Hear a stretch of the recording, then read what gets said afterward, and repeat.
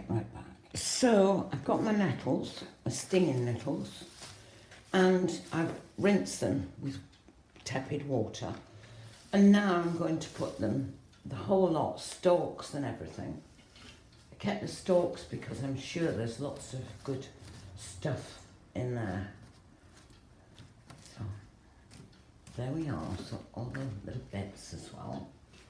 Right, I'm just going to boil it. It's as simple as that. I'm just going to boil it. And I'll tell you all about it in my little story, my vlog. Right, let's get it on the cooker now.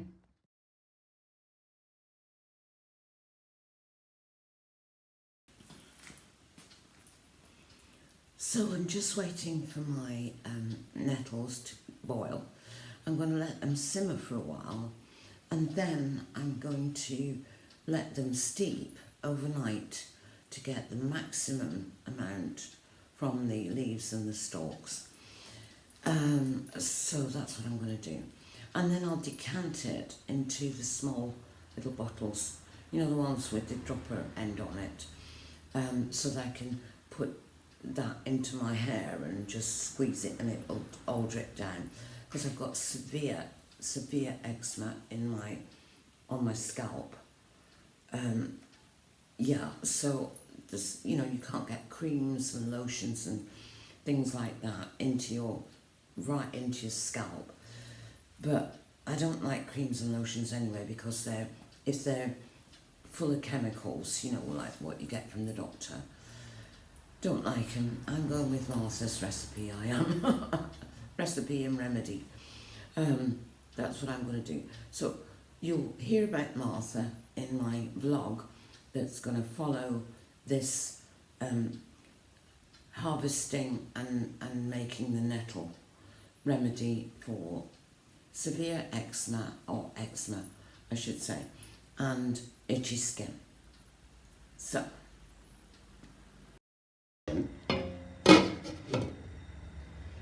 yeah, I just I might even let it simmer actually for a while, and then possibly add a little bit more water, but anyway, there we are. Okay, so I've decided to ladle it out of the big pan, at least some of it anyway.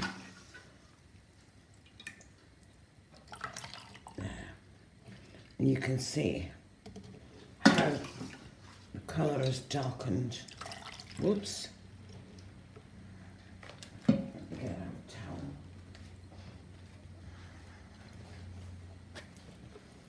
There.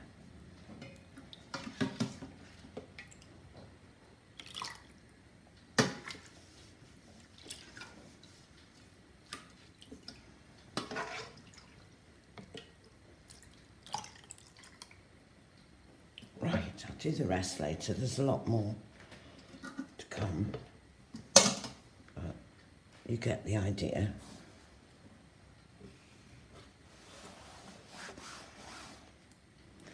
Show you. Whoops, Daisy, where is it? Look how dark it is. It's dark, dark, dark green. Look at that. So I'll just put that into the bottles now and pop it in the fridge. And there you have it. You've got your eczema herbal medication.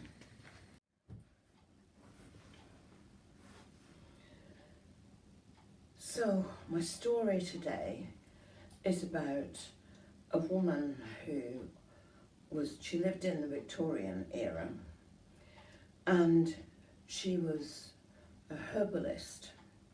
She was also the village wise woman. People went to her for advice and to buy potions and herbs and herbal remedies.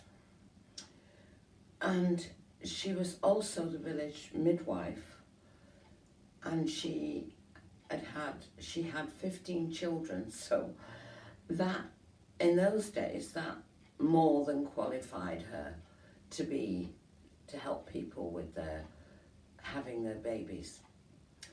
And so that is basically what she did. And she just happened to be my great-grandmother.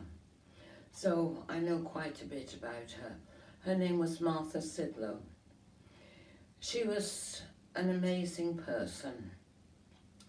She grew all her own herbs, and apparently she grew them almost on a commercial basis. She was just an ordinary person, but she had an allotment and she crammed it, absolutely crammed it, with lines and lines and rows and rows and rows of different herbs.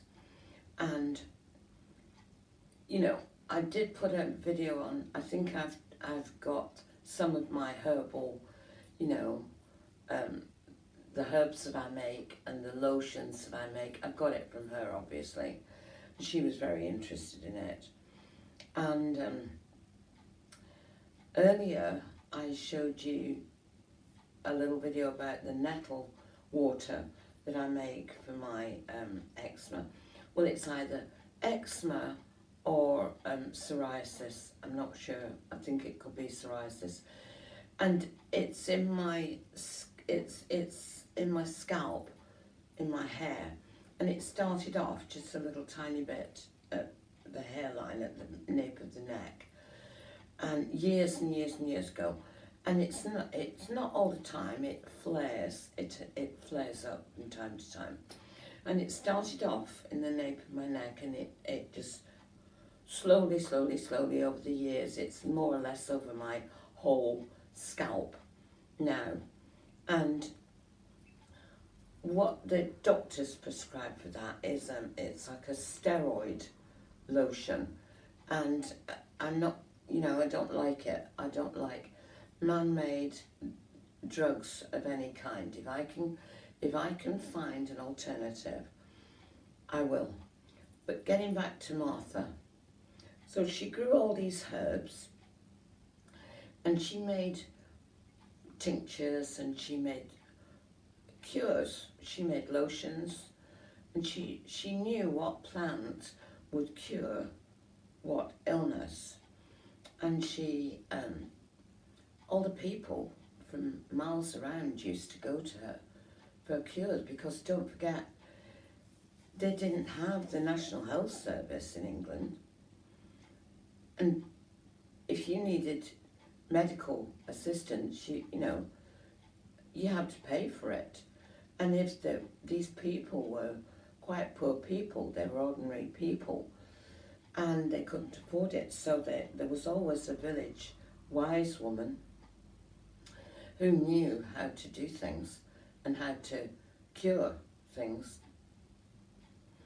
And Grandma Martha was the one in this village. She was really good. She also used to grow flowers and go around to different like markets and things, and just like a market today really, and sell these flowers that she grew. She used to swear by the herbs that cure or help with rheumatism and arthritis are rosemary, echinacea, sage, garlic. There, you know, there's quite a few, mulberry. There's quite a few herbs and berries that can cure or help to reduce the symptoms anyway of a lot of these illnesses. And so apart from being the wise woman, now years ago she was making these herbs and potions and lotions, and she was the wise woman. Guess what? She would have been labelled a witch. She could have been, you know, she'd have been a couple of 100 years before her time. Now, I've got a picture of her, and I'll put the picture up somewhere in this video. and she looks very, very stern and sour, really. But she wasn't. She was absolutely lovely. Apparently, she was really lovely. And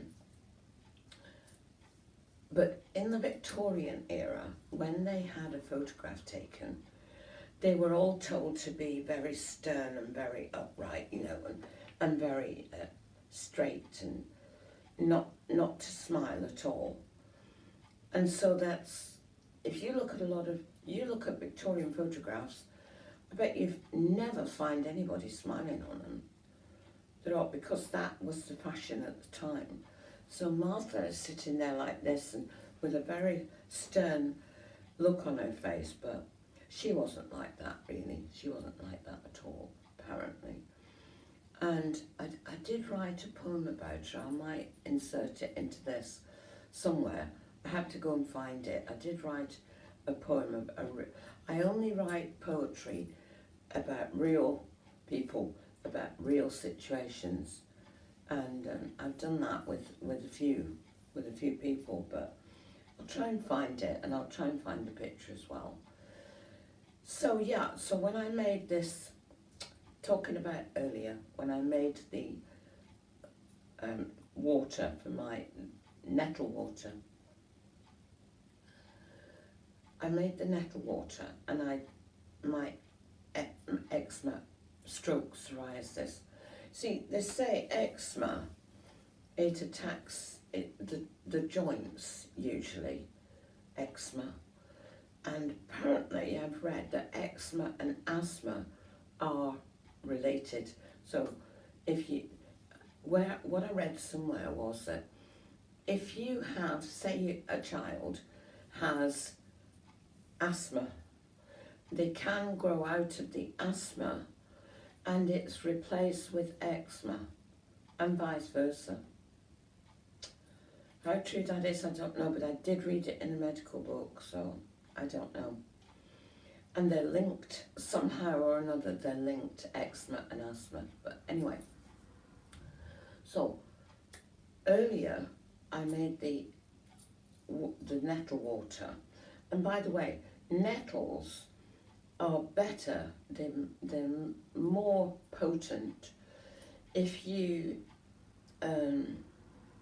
gather them, if you collect them in spring, when whatever ingredient is in them is at its peak. The nettles are young and they're at their peak. And by the way, nettles will only grow in very fertile soil. And that is a fact. So you won't find nettles growing in, gravel or stony soil. They like nice, loamy, luscious soil, nettles. So if they're the bane of your life in your garden, don't complain, because you've got fertile soil. So yeah, so they're better gathered in the springtime when the ingredient, whatever it is inside them, is at its peak.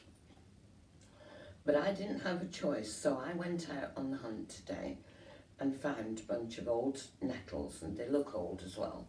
And but that's why I boiled the stalks as well, because I thought I've got to get every bit of whatever is in there. I've got to get it out. So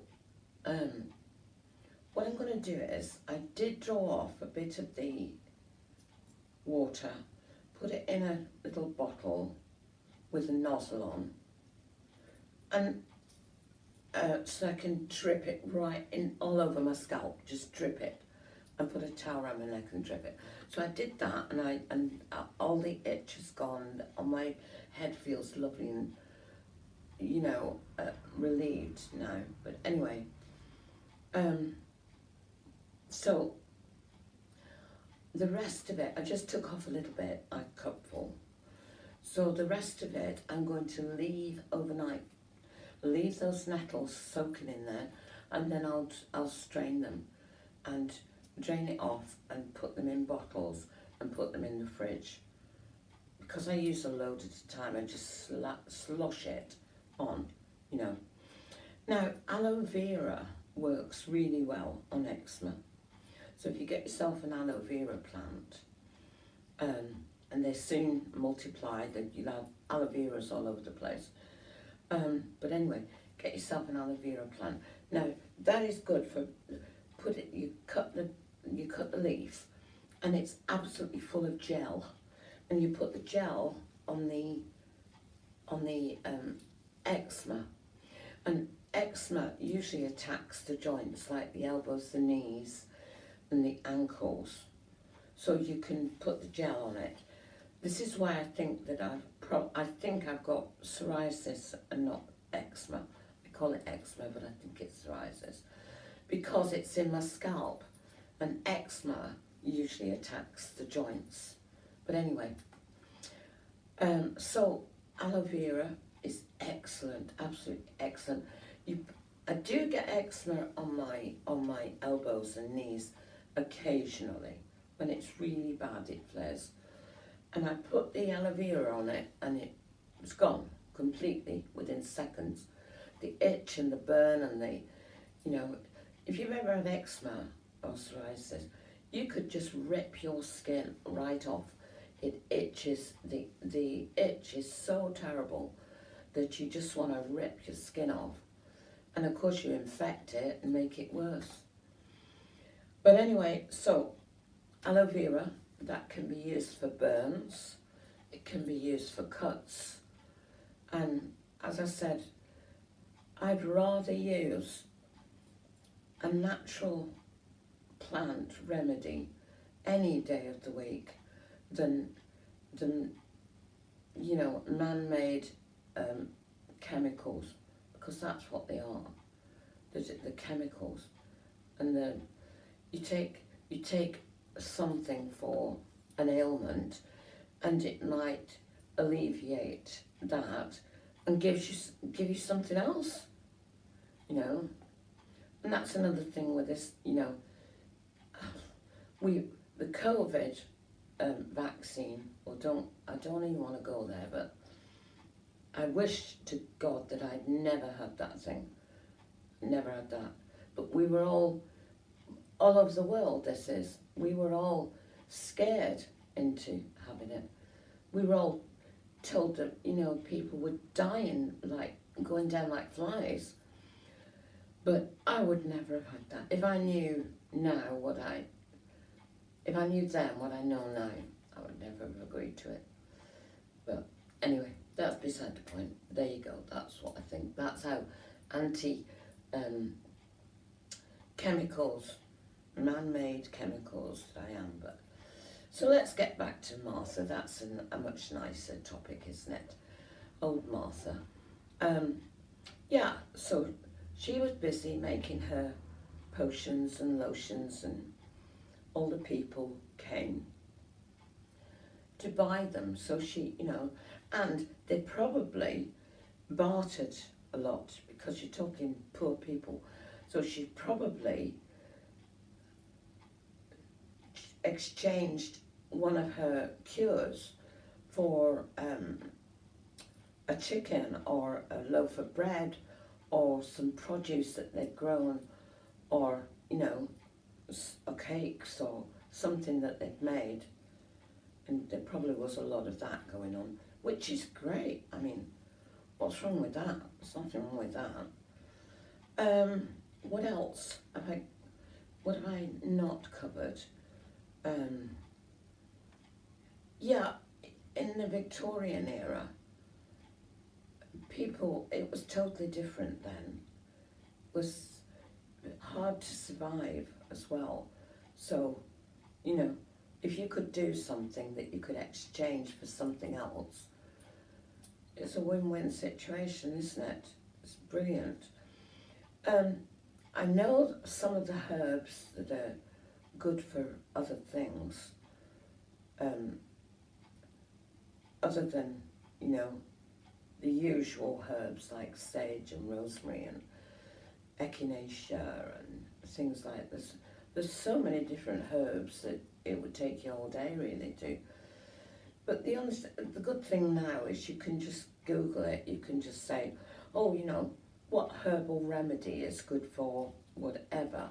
So that's good. That's at your fingertips, and then it's just about finding the herb, and it's better if you can grow it yourself. Really, buy it fresh. Dried herbs are all right, but there's nothing like fresh things straight from the garden, something like that. And you can make teas, and that attacks whatever it is that's wrong with you. If you make a tea or a tincture that you make into drops that you can drop into your mouth, what was I going to say? So that's stronger than if you buy something from a herbalist, which is okay. I'm not knocking them at all. But herbalists, fine, absolutely fine. But say you go to the chemist and you see something, you want some, I don't know, just let's say aloe vera. You don't know, okay, so you've got aloe vera cream. You don't know the percentage of the aloe vera that's in that cream. It could be a very, very low amount that's actually in the cream, but because it's there, they can advertise it as aloe vera cream. It's marvellous, it's wonderful. And there's very little of it in there. So, all the more reason really to make your own lotions and potions and creams and anyway, it's good fun. And it's good fun going out, don't you think? If you're interested in this kind of thing, I think it's good fun going out looking for these herbs, going down country lanes and looking for them and researching them and looking what, all the different things that you can use them for. And we all know, you see, that say lavender is good for helping you to sleep, and they're selling all these posh little sprays of lavender water. And rose water is so good for your skin, and it's very, very expensive as well. I went to the chemist the other day. It's a nice little chemist, and it's got all gorgeous essential oils and things like that, and they're the real little tiny bottles of essential oils. And they had rose water, and it was lovely. I tested it and it was nice. And that's lovely for spritzing onto your skin. Rose water is really good. Lavender water or lavender oil. And everybody knows that is used for helping to get you off to sleep. Like a lavender bag under your pillow, or spray it on a little bit on your pillowcase or something. I mean, everybody knows that, but everybody doesn't know that you can walk down the lane, grab some nettles, bring them back, stick them in a pan, boil them, and you've got a cure for your eczema that's that's perfectly safe and natural. Yeah. So I think great-grandmama Martha was, before her time really, in a way, that she wasn't content with just staying at home and not trying to produce something that would help financially, help the family. And she figured out a way of, well, she's very interested in plants and botanicals, she's, as am I I love my garden. I grow a lot of different things. And, well, it's pretty obvious in these videos that I do. But anyway, Grandmama, great grandmama, should say, Martha. She wasn't content to just sit at home and say, oh dear, I haven't got any money and things like that. No, she went out and she grew all her plants and she grew her flowers and she sold her flowers and she did and because I'm sure that they would have, when she delivered babies, they would have paid her something, somehow. It might have been that the woman's husband was a carpenter or something, or, you know, he worked delivering coal or something, who knows, and paid her that way and got a discount on the coal or even free coal somehow or another. I won't go into that. And paid her that way, but that's what they did in those days. They had to survive. If they weren't rich people, wealthy people, it was a hard thing to survive. So I hope I managed to bring Martha back to life for you, and I hope you enjoyed the story. Thanks for watching. I'll see you next time.